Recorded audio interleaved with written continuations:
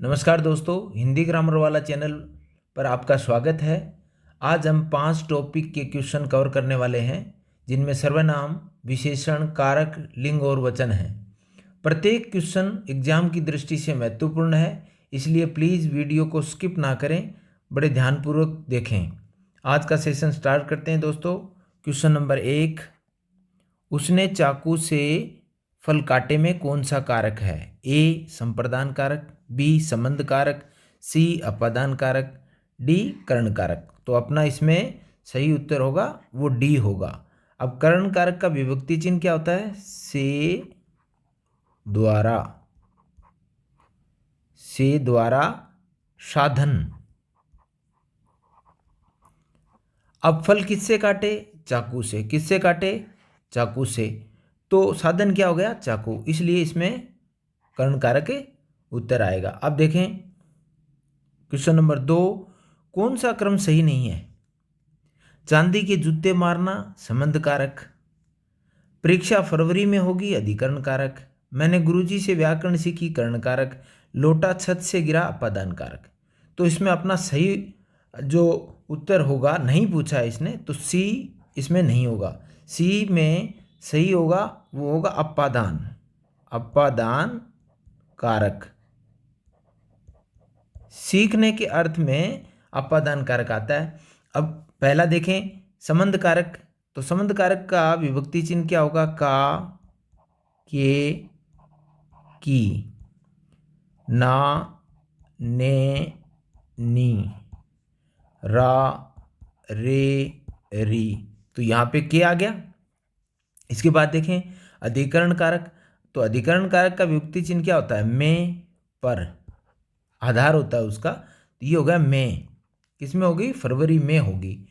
अब लास्ट देखें डी, लोटा छत से गिरा, से अलग होने के अर्थ में, से अलग होने के अर्थ में।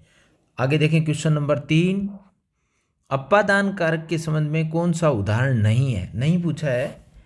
सूर्य पृथ्वी से दूर है, ए क्या है? सूर्य पृथ्वी से दूर है। बी मैं सांप से डरता हूँ, सी राम श्याम से बड़ा है, डी ये सूचना मुझे अखबार से मिली। तो इसमें जो अपना उत्तर होगा वो नहीं पूछा है, तो डी होगा, ये सूचना मुझे अखबार से मिली। तो यहाँ पे इसमें आ जाएगा कर्ण कारक। अब देखें ये तीन अलग क्यों हैं? तीनों ही अपादान हैं, तीनों में ही अपादान कारक है। अपादान कारक में क्या होता है? एक तो दूरी के अर्थ में, दूरी के अर्थ में, और एक भय के अर्थ में, भय के अर्थ में, और एक तुलना, तुलना के अर्थ में, और सीखने में, लज्जा में, तुलना करने में, ये सब में क्या आता है? अपादान कारक आता है। क्वेश्चन नंबर 4 देखें, जिसे देखता हूं वही स्वार्थी निकलता है, वाक्य में कौन सा कारक है? ए संबंध कारक, बी कर्ण कारक, सी अपादान कारक, और डी अधिकरण कारक। तो देखें जिसे, अब पूरा वाक्य को पढ़ें, जिसे, और इसमें क्या आ जाएगा? सही ए हो जाएगा। जिसे देखता हूं, तो जो जितना, जैसा, जिसे, ये सब किस में आ जाते हैं? ये आते हैं अपने संबंध कारक में। आगे देखें क्वेश्चन नंबर 4, इसको 5 कर लें। क्वेश्चन नंबर 5, निम्नलिखित में से कौन सा शब्द स्त्रीलिंग नहीं है? नहीं है पूछा है। तो पहले जब स्त्रीलिंग और पुल्लिंग की पहचान करनी हो तो सबसे अच्छा तरीका है आप पहले वाक्य बना के देख लें। पानी लाया, तो पानी, ए पानी, बी नानी, सी कहानी, डी रानी। तो इसमें वाक्य बना के देखेंगे तो आपको समझ में आ जाएगा। तो इसमें अपना उत्तर होगा ए, पानी लाया, नानी गई, कहानी सुनाई, रानी आई। तो देखें तो इसमें अपना क्या हो जाएगा? पानी। अब क्वेश्चन नंबर 6 देखें, सही पुल्लिंग स्त्रीलिंग शब्द नहीं है पूछा है। तो कृष्ण कृष्णा, शिव शिवा, कवि कवयित्री, दाता दाती, तो इसमें सही नहीं है वो पूछा है, तो इसमें डी ऑप्शन अपना सही रहेगा। दाता का दात्री हो जाएगा, दाता का दात्री हो जाएगा। जैसे नेता का नेत्री, ता का त्री हो जाता है, ता का त्री बन जाता है, ये ध्यान रखें। जैसे अभिनेता अभिनेत्री, है ना, कर्ता कर्त्री। अब कृष्ण कृष्णा, कृष्णा बिल्कुल सही है, राधा। शिव शिवा, शिवा कौन है, पार्वती। कवि कवयित्री, ये बिल्कुल सही है। क्वेश्चन नंबर 7 देखें, इनमें से वह शब्द बताइए जिसका लिंग वचन किसी भी परिस्थिति में नहीं बदलता है, मतलब परिवर्तन नहीं होता है। तो ए लिपि, बी दीवार, सी जल, और डी इनमें से कोई नहीं। तो इसमें हमारा उत्तर, सही उत्तर होगा, वो होगा सी जल। जल है उसका ना तो लिंग परिवर्तन हो सकता है और ना भी वचन में बदला जा सकता है। जैसे लिपियाँ, दीवार, दीवारें ऐसे कर सकते हैं, लेकिन जल का कोई भी परिवर्तन नहीं होता, हमेशा एक ही स्थिति में रहता है। तो इसमें उत्तर होगा 7 में सी। क्वेश्चन नंबर 8 देखें, नी प्रत्यय लगाने से कौन सा शब्द स्त्रीलिंग बना है। इसमें स्त्रीलिंग ढूंढना है अपने को। नी लगने से वो प्रत्यय कौन सा देखना है, नी। अथिनी, देवरानी, स्वामिनी और शेरनी। तो इसमें नी प्रत्यय लगा है, वो इसमें डी अपना उत्तर हो जाएगा। कौन सा हो जाएगा, डी अथिनी। अब इनमें क्या है, अथिनी में कौन सा है, इनी। देवरानी में कौन सा है, आनी। स्वामिनी में कौन सा है, इनी। लेकिन शेरनी में शेर प्लस नी, शेरनी। तो नी प्रत्यय का प्रयोग हुआ है और जिससे वो स्त्रीलिंग शब्द बना है। आगे देखें क्वेश्चन नंबर 9, इनमें से कौन सा शब्द कारक परसर्ग के साथ प्रयुक्त होने पर ही बहुवचन रूप में बदलता है। बड़े ध्यान से देखें, क्या कह रहा है कि परसर्ग के साथ अगर प्रयुक्त होगा तो ही बहुवचन में बदलेगा। तो ए बालक, बी सी पुस्तक, बी दीवार और डी दाल। तो इसमें देखें, इसमें सही ऑप्शन अपना होगा ए। तो इसमें जैसे इसको बहुवचन बनाना हो तो ये परसर्ग के साथ आएगा, जैसे बालकों, बालकों ने, ये परसर्ग लगेगा तभी ये बहुवचन बन पाएगा। क्वेश्चन नंबर 10 देखें, साधु शब्द का बहुवचन रूप होगा, साधु शब्द का बहुवचन होगा। ए साधु, बी साधुएं, सी साधु, डी साधु। तो अब इसमें ऑप्शन ढूंढना बहुवचन अपने को, तो डी ऑप्शन बिल्कुल सही होगा, साधु। ये बहुवचन अगर आपको बनाना हो तो ये परसर्ग के साथ प्रयुक्त होगा तो ही बहुवचन बन पाएगा। साधुओं, साधुओं ने, तो ये परसर्ग अगर आप लगाएंगे तो बहुवचन बनेगा, नहीं तो अगर साधु आया है तो उसका साधु ही रहेगा। ध्यान रखें इस चीज को। क्वेश्चन नंबर 11, निम्नलिखित में से कौन सा शब्द स्त्रीलिंग और पुल्लिंग दोनों है। अपने को यहाँ पे पुल्लिंग भी ढूंढना है और स्त्रीलिंग भी ढूंढना है। ए हार, बी धार, सी तार, डी वार। तो इसमें अपना सही उत्तर होगा वो हार। एक तो गले में पहनने वाला और एक जो हार जीत हो जाती है वो, तो इसमें अपना उत्तर क्या होगा, ए। अब देखें क्वेश्चन नंबर 12, इनमें से एक वचन बहुवचन का कौन सा युग्म सही नहीं है, सही नहीं पूछा है। तो गली, गलियां बिल्कुल सही है।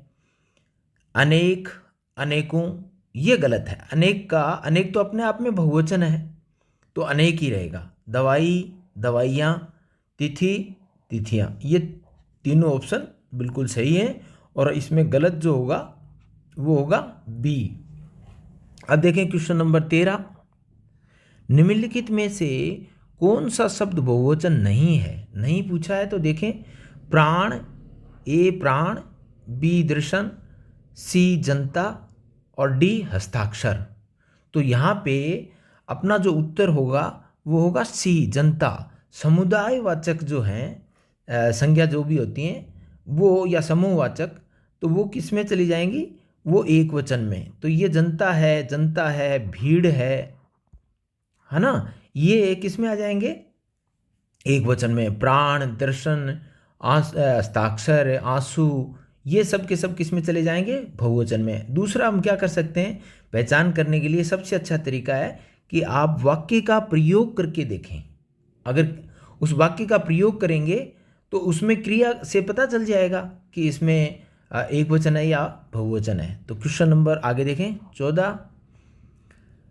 इतने सवेरे कुछ पीना चाहता है क्या? वाक्य में कुछ शब्द है।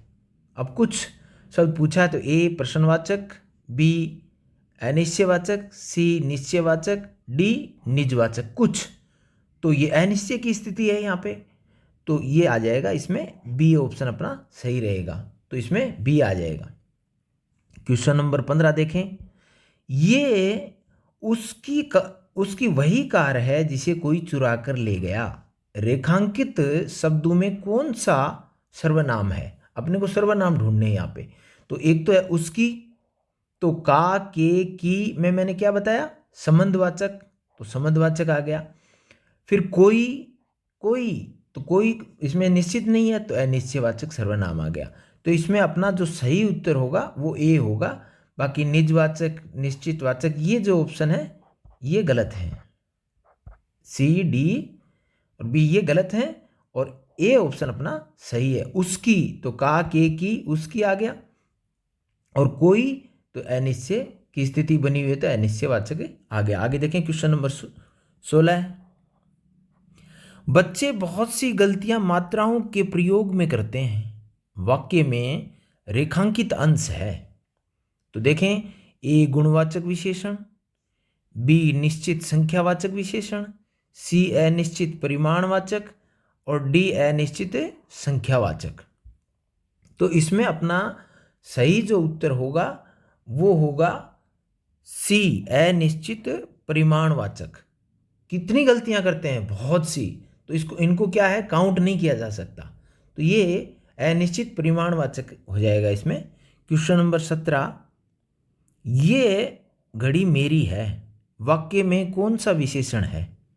ए गुणवाचक विशेषण, बी संख्यावाचक विशेषण, सी सार्वनामिक विशेषण, डी परिमाणवाचक विशेषण। देखें, अगर यहाँ पे देखें घड़ी क्या है? संज्ञा। संज्ञा से पहले आपको क्या मिल जाए? संज्ञा से पहले अगर आपको सर्वनाम मिल जाए तो वो क्या होता है? सार्वनामिक विशेषण, या उसको संकेतवाचक विशेषण भी कहते हैं। तो इसमें अपना ऑप्शन सही होगा, वो होगा सी। ध्यान से देखें कि घड़ी जो है, घड़ी क्या है? घड़ी है संज्ञा, और संज्ञा से पहले अगर आपको कोई भी सर्वनाम मिलता है तो वो सार्वनामिक विशेषण या संकेतवाचक विशेषण कहलाता है। अब देखें आगे वाला क्वेश्चन नंबर 18। सार्वनामिक विशेषण का प्रयोग किससे पहले किया जाता है? तो अभी ऊपर बताया किससे पहले किया जाता है? संज्ञा से पहले, संज्ञा के बाद, विशेषण के बाद, इनमें से कोई नहीं। तो संज्ञा के पहले। ये देखो यहाँ पे अभी बताया आपको, घड़ी से पहले क्या है? घड़ी क्या है? संज्ञा। संज्ञा से पहले क्या है? सर्वनाम। तो वो हो गया सार्वनामिक विशेषण। अब क्वेश्चन नंबर 19। गर्म दूध पीना लाभदायक होता है में कौन सा विशेषण है? तो ए गुणवाचक विशेषण, बी संख्यावाचक विशेषण, सी सार्वनामिक विशेषण, डी परिमाणवाचक विशेषण। तो इसमें आप जब भी विशेषण ढूंढें तो जैसे गुणवाचक विशेषण है, इसमें अपना उत्तर होगा गुणवाचक विशेषण। कैसा कैसी से क्वेश्चन करें? दूध कैसा? गर्म। उत्तर मिल गया गर्म। तो क्या आ जाएगा? कैसा कैसी से प्रश्न करें और वो अगर आपको उत्तर मिल जाता है तो गुणवाचक विशेषण होगा वहाँ पे। Question number 20। किस क्रम में प्रश्नवाचक सर्वनाम नहीं है पूछा है। तो कौन? ए कौन, बी क्या, सी कैसे, डी क्योंकि। अब इसमें अपना उत्तर होगा डी, कि कौन, कैसे, क्या, ये क्या है? प्रश्नवाचक हैं। बाकी क्योंकि है वो प्रश्नवाचक नहीं है। अब देखें क्वेश्चन नंबर 21, ये अपना लास्ट क्वेश्चन है। इनमें से किसमें विशेषण का प्रयोग नहीं हुआ है? विशेषण का प्रयोग नहीं हुआ है, नहीं पूछा है। तो ए है लाखों लोगों के, बी अहिंसा की भावना, सी आर्थिक विषमता, डी एक प्रेरणा। तो इसमें अपना जो उत्तर होगा वो होगा बी। अब बी कैसे, तो की आ गया यहाँ पे, तो का के की आ जाएगा, तो उसमें क्या आ जाएगा, संबंधवाचक। वो क्या हो जाएगा, संबंधवाचक। और यहाँ पे पूछा क्या है, विशेषण लाखों लोगों की, कितने लोगों की, लाखों लोगों की। तो ये क्या हो गया, अब ये आ जाएगा अनिश्चित संख्यावाचक में। आर्थिक विषमता, कैसी विषमता, आर्थिक, ये आ जाएगा गुणवाचक में। एक प्रेरणा कितना कितनी से करेंगे, तो एक, तो ये आ जाएगा संख्यावाचक में। तो दोस्तों क्लास कैसी लगी आपको, आज का सेशन यहीं ख़त्म करते हैं। आज का सफ़र यहीं तक, फिर मिलेंगे एक नए सेशन के साथ। जय हिंद, जय हिंदी।